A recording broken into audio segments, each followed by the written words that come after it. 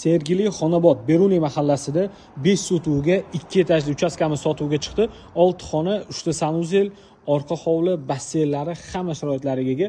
Ko'rishingiz mumkin, bu old tarafdan kirish eshigi, landshaftlar qilingan, burchakchalar bo'lgan. Uyimizni sotish uchun emas, yashash uchun qurilgan. Eng sifatli mahsulotlar ishlatilgan. Bu old tarafi mashina qo'yish uchun joy qilingan, burchakchalar qilingan, juda ham chiroyli. Ko'chasini ko'rsataman. Eng zo'r tarafi uchastkamizdan oldida shunaqa katta olma bog'i bor. Ko'rishingiz mumkin. Fasad 17 ga 30. Bu old tarafdan kirish eshigi, orqa tarafdan kirish eshigi bo'lsa, nagi tarafda bo'ladi. Buni ham hozir ko'rsataman. Kirganimizda kattagina hol kutib oladi. Chap qo'lda bizda birinchi oshxona. Razmerlarini qaraylik, juda ham katta tashalgan. Bu bizda zal qismi. Uyimizga boya aytganimdek eng sifatli narsalar ishlatilgan, shu zinalariga ham haqiqiy yog'ochdan yasalgan, ko'rishingiz mumkin. Bu pastdagi katta yotoqxona, spalni bo'ladi. O'zini garderobnisi bilan birga.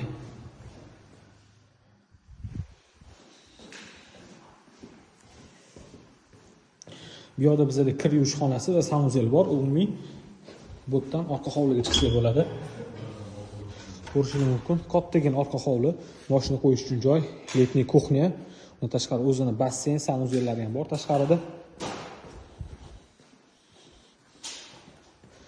Bu hovlimizning orqa darvozasidan chiqish eshigi. Ikkinchi etajda umumiy 4 ta xona, umumiy sanuzel va bitta kladovkamiz mavjud. Bizda kladovka. Ikkinchi etaj uchun umumiy sanuzel. Bu esa kattalovchi yotoqxona, spalni.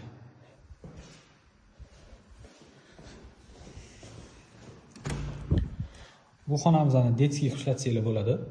Balkonga chiqadigan eshiklari bor.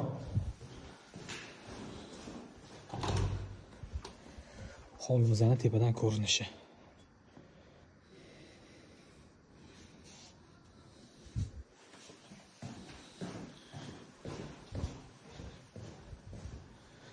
Bu ikkinchi etaj uchun zal bo'ladi.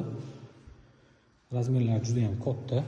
8 ga adashmasam 4,5 yoki 5. Bu bo'lsa bolalar yotoqxonasi, detskiy qismi.